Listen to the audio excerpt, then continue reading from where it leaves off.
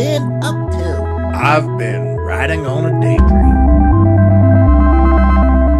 Hey YouTube, thanks for checking out RV Daydream. Today's going to be what I hope a quick video, and it's going to be something that's kind of like related to RV, and the only reason that it is because we have a fellow RVer, How We Roll. If you guys haven't ever checked out his channel, go over and check it out. He's a van dweller, and I've been watching his videos for some time now. He's been bouncing around between South Carolina and the Keys, and now he's heading out west. But he has a van, and it's a Ford van, in which he has all decked out for him to live. For How We Roll, this little tiny piezo buzzer, which you can get that make all kinds of different noises on Amazon for like $5 for a couple of these. I think I got two for $6 maybe. I wish I got a different sound because this is more a siren. It goes woo woo woo woo woo, and it's pretty loud, so I had to put a piece of tape over it. But this will fix the problem that he is having. So let me tell all the viewers that are not Howie what he's got going on. He leaves his headlights on accidentally, and he doesn't have a warning to tell him that his headlights are on. Now, that's probably something to do with the ignition switch on the Fords. My truck was that way also. There's a ground that falls apart inside the ignition switch that no longer has the ding ding ding telling you your headlights are on. But you can add this to your fuse box really easy, extremely easy, easier than you can ever imagine, and it will do the same thing. So basically, this is just going to give you a warning that you've left your headlights on. Now, for you people that don't have that situation on your vehicle, you can wire this in with quite a few other types of circuits that will do the same thing. Like if you forget to leave your water, you left your water pump on in your RV or something like that, this can be wired in the same way. And it's kind of tricky, and you might get lost a little bit on what I'm saying, how it works, but if you just follow the guideline of what I say as far as how to hook it up, you'll be okay. So let's go out to my truck, since it's kind of a similar fuse box to what Howie has. It's a beautiful sunshine day out, but it's a little chilly. We're only into the 60s today. So you can see this is a 97 Ford, and I know that his van is similar to this. You can see the front end, what it looks like, and the vans are kind of the same way. But as far as the fuse box, we're going to have a little bit of difference, but let me go ahead and open this thing up, and we're going to show you the fuse box and what you need to be looking for. Alright, so it's a little windy out here. Hopefully the camera don't get blown over. And what I have here is essentially just like that buzzer. Now, the reason that I say that you need a piezo style buzzer is because the piezo style buzzers only operate or only allow electricity to go in one direction. So you can't do this with like a car horn or some kind of other beeper that works in either direction. What I mean by either direction is, if I hook this up, this is the positive here, and this is the negative. If this here, again, is representing the horn button, the little piezo siren that I've got in there, and I'll show you how it comes into play here. But right now I have the black ground to negative, and then this would be the positive. And you can hear it beeps. Now, this is also set up in a piezo format. Basically what it is it has a diode in there that only allows the electricity to travel through here one way. So if I go the other way, there's a little click that this will make, but it won't beep. So let's listen. I don't think you're going to even hear that. It's so light. But this is what that buzzer does. So let me show you the buzzer, and we're going to make it beep, and then I'll show you that it doesn't work in the opposite way. Okay, now the wires on this weren't long enough, so what I had to do is, this is just an extension. That's all this is. This is going right to the negative. I'm going to hook it to the negative cable. Let me see if I can make sure that I get a good connection here, because these wires are kind of dainty. They're kind of thin. And if I hook it to the positive side, I'm going to put my thumb over it so it's not so loud. You can hear that it works just like it should. So let's hear what it sounds like full blast. You can tell That's obnoxious. You can actually set this up as an alarm in your vehicle or something like that. Like if somebody opens the door, the dome light could set this off. But we're going to set this up for Howie so he doesn't forget that his headlights are on. Again, you can make it quiet just by putting a piece of electrical tape over this. So if I reverse it, again, if this was like a regular horn, car horn or something, you wouldn't be able to do this. You're going to hear it's not going to make the same sound. That's all it does. And it doesn't hurt it to be hooked up this way. I can leave this hooked up this way for days and hours. It doesn't make a difference. There's no change in the way that this operates because the electricity only goes through one way. It's not getting hot, it's not burning up, it's not doing anything. It's just not allowing the electricity to come through. It tries to, and it does make that one click noise, but that's it.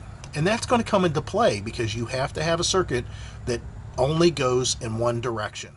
Okay, Howie, I'm not sure how yours is, but this is where my fuse panel is. And you can see I've got some other wires running in here for some other things. So what I need to do is find out which one of these circuits comes on when the headlights come on.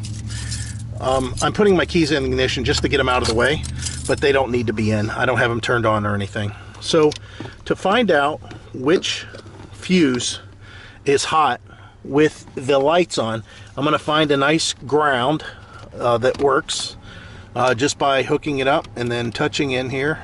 I have this hooked up to a ground on the chassis, and then I'm going to use this to find a hot. And you can see both sides of the fuses are hot on most of these. Now I'm going to go ahead and cheat, and I'm going to look up on my little panel here which fuse is the headlight fuse. Okay, I'm finding on mine that I can use the dash lights, the dash illumination lights, which also come on with the light switch, is number 4 in position, fuse position number 10, which is this one right here. So let's go ahead and check that one. And you can see there's no voltage to it whatsoever. I'm touching the little metal spots that are the extensions of the connections going down through the fuse, and this isn't coming on. However, if I hold this here and hold the camera and turn on the headlights, you can hear. Again, my truck has a chime to remind me that the headlights are on, but if that chime doesn't work, this is what you need to be looking for. So once we find a position in which the fuse gets engaged with your headlight switch on, even for the parking lights, then we know that's where the positive side of that buzzer is going to go. Now, the next step to find where the negative side of the buzzer is going to go is we have to find a fuse that has no power to it until the key's turned on, and it looks like right above it, number 15 is going to be that fuse. So let me go ahead and it's a 15 amp. It doesn't make a difference what the amperage is. Let me see what happens when I turn the key forward. It's perfect. That's perfect. That's exactly what I need. So in this situation, you can see that I'm going to be using this fuse here and this one right here. So to try to recap and make a little bit more sense of this and not lose you guys, we're going to take the fuse that is powered on by the headlight switch without the key being on. We're going to hook the red wire of the piezo buzzer to one of those connectors on this fuse, which I'll show you how to do that. It's not the right way to do it, but it gets the job done. Okay, so now for the negative side, you're going to find a fuse that is powered on whenever the key is turned forward, but is not powered whenever the key is off. I know it seems a little confusing, but this is how it works. This is how the ground works. It will ground itself through the side that is hot, but only when it's turned off. When it's on, it won't ground and it won't sound out the little horn. So let's go ahead and show you what that looks like. Okay, so hopefully you guys can see this okay. Basically, this is the 4 amp fuse that is powered on whenever the lights are on.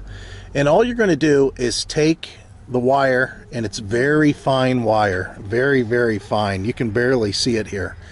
And you're going to bend that over the fuse, the spade, like so. I don't know how well that'll come off on camera, but once it's bent over, then you just slide it back into its slot. And you may break the wire because it's so thin, but this should make the connection that's needed. So let me go ahead and try it. I'm gonna try to do this with one hand and the camera. I don't know if I'm gonna be able to do it though. Okay, so we're gonna try this again. Basically what I'm taking is the wire and I'm bending it over top of the blade of the fuse, just like that.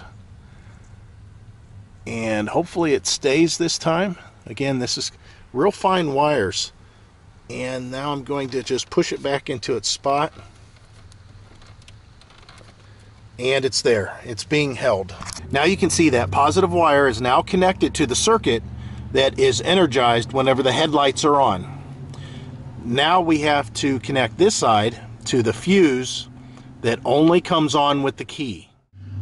Alright, so now you can see that I have both the wires connected to the fuse blades, just like I showed you. They're wrapped over the ends and then they're pushed in place.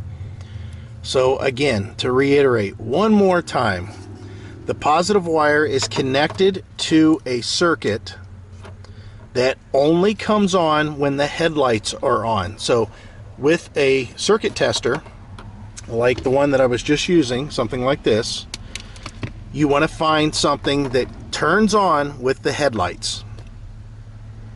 Then you need to find a circuit that only comes on whenever the key is turned on. Now that we have both of those things, this is set up as a buzzer or as a warning or an alarm or whatever for the headlights. Now it's going to be really loud because I didn't put a piece of tape on this one yet. And what I would do is, obviously, I would take and tuck this underneath. I would extend the wires. I would put some kind of double-side tape on it. And you can put it underneath the dash anywhere. Just make sure it doesn't move around or rattle around. But in this case, because I'm just doing this for demonstration, I wanted to show you what it looked like and how it worked as simplified as possible. So if I have my headlights on by accident, right now my key is turned off. You can hear the alarm comes on. Now, of course, you don't want that when you're driving down the road and the vehicle is running, so let me turn my key forward to simulate that. Your car don't have to be running, the key needs to be in the on position. And I don't know if you heard that because of my radar detector making all the noise that it is. So let me see if I can get rid of that. Here we go, let's try that again. Hear that one little click? That's because it's hooked up correctly. Now, because my door is open, the chime's going off. Okay, I got my foot up in the door so we're not hearing that noise. So right now the headlights are on. I don't expect you to really see that. And the key is on, but the engine's not running. It doesn't make a difference with the engine running or not. It's in the run position. So right now you hear the buzzer's not on. So let's pretend we stop. Okay, we stop, we get out of our vehicle. And guess what? It reminds me my headlights are on. That's it. Very straightforward, very simple. And you see the extent of the wiring is nothing more than putting it underneath these fuses. And I know a lot of people have done that. And, you know, is it the best way to wire it? I don't know. I mean, I've never had problems with doing this. I've been doing this ever since I was 16 years old because I didn't know how to splice wires, or I never had the money to do the kind of wiring that you're supposed to. And it's always worked. So you can see I have quite a few things that are hooked into my fuse box that exact same way. And again, I've never had an issue with it. I just make sure that I have a fuse that can handle the amperage of whatever I've got connected. And this buzzer is so minimal, it's ridiculous. So that's my little tutorial on how to set up a buzzer. You can do so many different things with this. You could set up some sort of an alarm inside the vehicle. I mean, there's just tons of ways that you can use this type of wiring. So how we roll, that one's for you. Hopefully you followed along there, and I didn't get it too confusing for you. And I hope anybody else that might be checking into this figures it out too, without too much trouble. So that's it, guys. Kind of a unique situation that you may or may not run into, but this is the way to get around it. Thanks for watching, and as always, I hope to see you out there. Bye.